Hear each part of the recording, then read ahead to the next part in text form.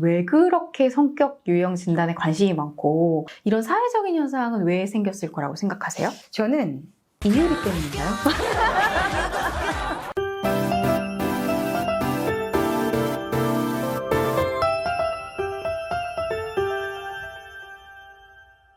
안녕하세요. 강사들의 방송 강사TV 박윤지, 박정아입니다. 오늘도 반갑습니다. 우리 지난 시간에 이어서 오늘은 성격 분석 도구로 우리에게 가장 익숙한 애니어그램과 그리고 MBTI는 무엇인지, 무엇이 다를지에 대한 이야기를 좀 나눠보도록 할 텐데요. 정화 강사님 MBTI 검사해보셨죠?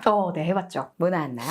저는 이제 호기심 많은 예술가, ISFP라고 얘기를 하는데 사실 MBTI는 대학 시절부터 되게 진로 검사에 많이 쓰이는 거라서 누구나 한 번쯤은 다 해보셨을 것 같고 MBTI를 모르시는 분들은 거의 없긴 하더라고요. 그때 윤진 강사님 뭐였었죠? 저는 정화 강사님이랑 하나도 겹치는 게 없는 ENTJ입니다. 우리는 겹치는 게 없어요.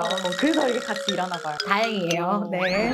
그럼 윤진 강사님 요즘 친구들이 MBTI가 곧 나라는 생각이 되게 강하다라고 하는데 왜 그렇게 성격 유형 진단에 관심이 많고 이런 사회적인 현상은 왜 생겼을 거라고 생각하세요? 저는 이유리 때문인가요? 인간이 우리 성장하고 있는 단계라는 생각이 들어요. 왜냐하면 문제가 생겼을 때 남 탓하거나 상황 탓하거나 세상 탓하고 막 정치 탓하고 막 이러잖아요. 근데 이렇게 외부로만 시선을 돌리다 보면 절대 해결할 수 있는 게 없죠. 그래서 내가 변한다면 내 주변의 모든 것들이 변하는 것, 그것을 인식할 수 있는 것, 인식해서 인지하고 반영한 후에 체득한 결과가 현재 이런 관심사들이 되지 않았을까. 사실 체화나 성찰의 단계까지는 본인의 노력량에 따라 좀 다르기는 하겠지만요. 맞아요. 요즘 MZ세대는 왜 이렇게 MBTI 같은 이런 성격 도구를 좋아할까? 그리고 나서 좀 많은 기사들을 조금 찾아봤는데요. 그러니까 뭔가 앞으로의 그 세상은 한 치 앞도 예상할 수 없는 되게 불확실한 미래에 지금 살고 있잖아요. 그러다 보니까 예전처럼 사람들은 새로운 누군가를 만날 때 저 사람을 아주 오랫동안 관찰하고 경험하고 이럴 시간이 없다라는 거예요. 그러니까 빠르고 효율적으로 서로를 파악하기에 MBTI 같은 도구들이 되게 좋은 것 같고요. 그 사이에 누가 누구를 위해서 뭔가 희생하고 이러는 관계가 아니고 각자가 자기가 갖고 있는 개성을 좀 존중받기를 원하지 않나 이런 생각을 해봤어요. 그리고 이제 워낙 이 세대가 공정함이라든지 뭐 평등성, 민주성 뭐 이런 것들을 가지고 있는 세대다 보니까 원래 그런 건 없어. 우리는 그냥 좀 다른 것 뿐이야. 라는 그런 생각도 굉장히 강하고요. 그리고 다들 해리포터 만들 사이에서 되게 귀하게 자란 친구들이 많잖아요. 그렇기 때문에 온 관심이 나한테 쏠려 있는 것도 이게 관심이 있는 그 이유 중에 하나라고 생각이 좀 듭니다.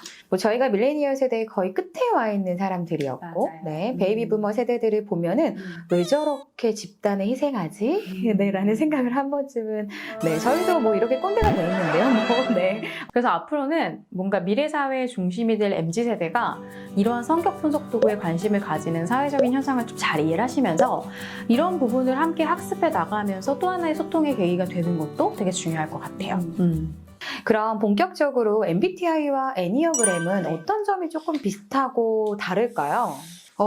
일단은 두 진단지의 공통점은 좀 선천적인 기질에 좀 초점을 두고 있다라는 거예요.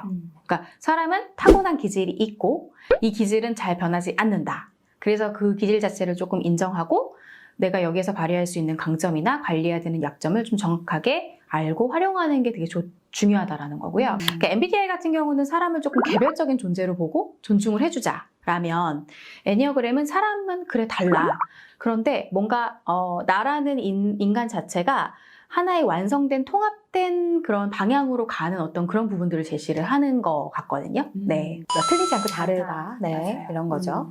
뭐, 똑같은 상황에서 4번이 반응하는 것과 우리 왜 8번이 반응하는 게 좀 너무 다르잖아요. 근데 4번은 뭐, 8번 보면 쟤 왜 저래? 하고, 8번은 뭐야? 라는 생각들을 네, 하죠. 그래서 MBTI에서도 우리 왜 보면 E 외향형 행동하는 거, 그리고 행동하면서 뭐 생각 정리하고, I 내향형은 뭐, 생각하고 행동하죠. 네. 그래서 그래서 이렇게 외향형이 일을 해결하다가 잘못된 방향을 자주 선택해요. 그럼 뭐 획획 다시 돌아갈 수는 있지만 내향형은 좀 느리잖아요. 맞아요. 그래서 외향형들은 내향형을 보면 답답해하고 네, 좀 빨리 움직이라고 하는 이런 모습들도 사실 나오는데 그런 것들을 사실 알려주는 것 같아요. 맞아요. 네, 느리지만 계속 앞으로 나아갈 내향형. 서로 그냥 가기는 가요. 방향이 다른 거죠. 방식이. 속도도 다르고. 네, 속도도 다르고. 네, 맞아요. 그러니까 MBTI는 개인이 갖고 있는 선호성에 조금 초점을 맞춰요. 그래서 뭔가 되게 좋은 말 위주로 쓰여져 있어요. 그러다 보니까 검사 후에 사람들이 되게 행복해요. 행복감을 느낄 수밖에 없고 요즘에 또 MBTI 컨텐츠를 검색해보시면 진짜 웃기고 되게 재밌는 게 많거든요. 그러니까 예를 들어서 뭐 제가 이제 ISFP인데 이거를 표현하는 말 중에 의문의 인싸, 조용한 관종, 망각력 만렙 이런 표현들이 있어요. 그러니까 물론 MBTI가 Z세대들에게 창조되는 컨텐츠다 보니까 더 재밌게 표현되는 것도 있는데 여지껏 강점을 표현하는 진단지 중에서 이렇게 무한대로 컨텐츠가 계속해서 재생산되는 케이스가 없었거든요. 네, 맞아요. 저는 ENTJ 검색하니까 다들 뭐칼 들고 있어.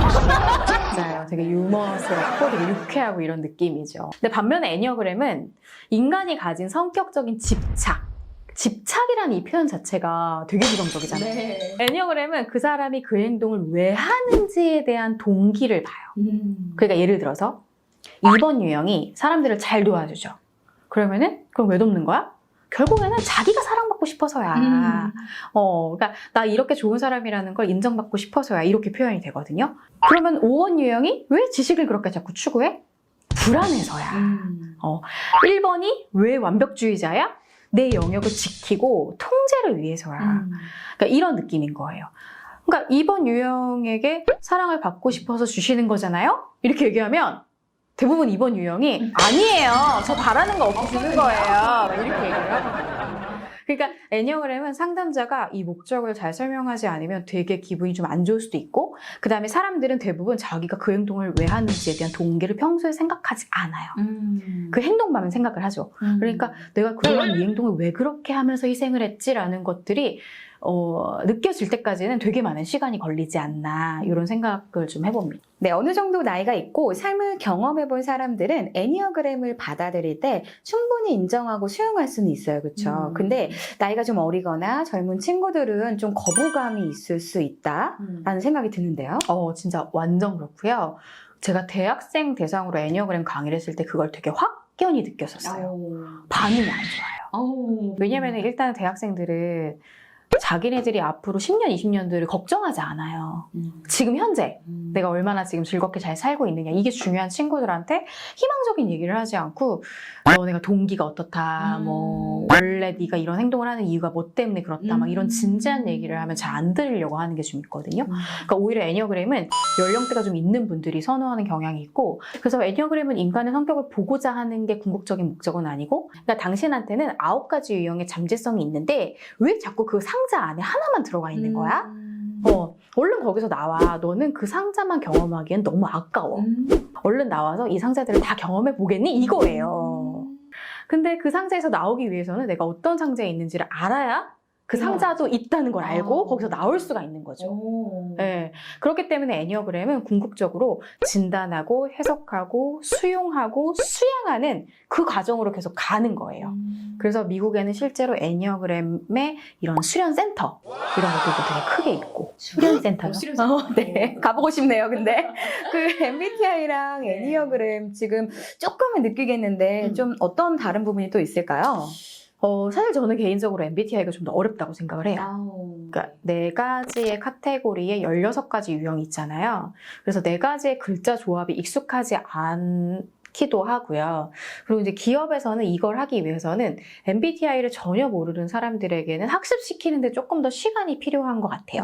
근데 그에 반해서 애니어그램은 오히려 9가지 유형이 오히려 더 확실하게 좀 더 구분되는 그런 느낌이랄까요?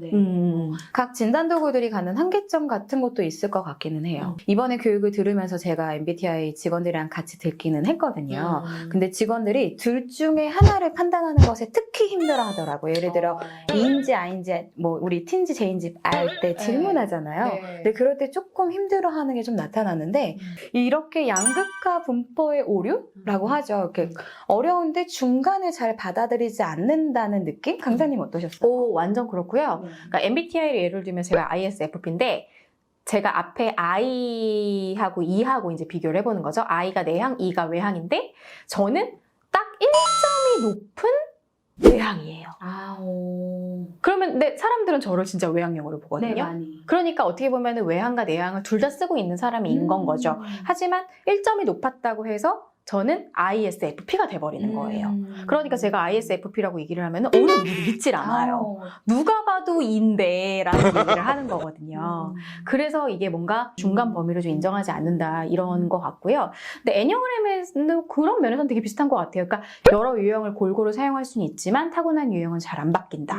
그리고 애니어그램 같은 경우는 지난번에도 말씀드렸지만 배경 출처가 되게 불분명하잖아요. 그러니까 되게 애매하죠. 이런 것들은 늘 공격의 대상이 될 수가 있어요. 그리고 기업에서 활용하기에는 종교적인 느낌, 그 색깔을 지우기가 참 쉽진 않고 수양의 과정까지 가야 제대로 배웠다고 하기 때문에 좀 어려운 부분들이 좀 있는 것 같고요. 모든 성격 진단 도구들은 다 한계점이 있는 것 같아요. 왜냐하면 이게 어차피 자가 검사잖아요. 그렇죠. 내가 나를 체크하는 거잖아요. 근데 이거는 항상 오류가 생겨요. 네. 그러니까 내가 현재 어떤 일을 하느냐, 내가 요즘에 어떤 사람을 만나느냐, 이런 것들에 따라 생각하는 패턴이 달라지게 되고 성격 유형에서 절대적인 건 전 없는 것 같고요. 다만 이 진단지를 어떻게 잘 활용해서 내 성장의 도구로 쓰느냐, 이게 이제 가장 큰 중요한 이슈라고 봐주시면 좋을 것 같습니다. 네. 오늘 애니어그램이랑 MBTI의 차이점에 대해서 좀 이야기를 나눠봤는데요. 어떻게 좀 유익하셨나요? 그럼 다음 시간부터는 각 유형별의 어떤 특징들을 가지고 있는지에 대한 이야기를 해볼 거고요. 첫 번째 유형 뭐죠? 4번 유형입니다. 네, 제일 궁금합니다. 네. 자, 그럼 오늘도 강사들의 방송 강사TV에 좋아요 구독! 눌러주세요.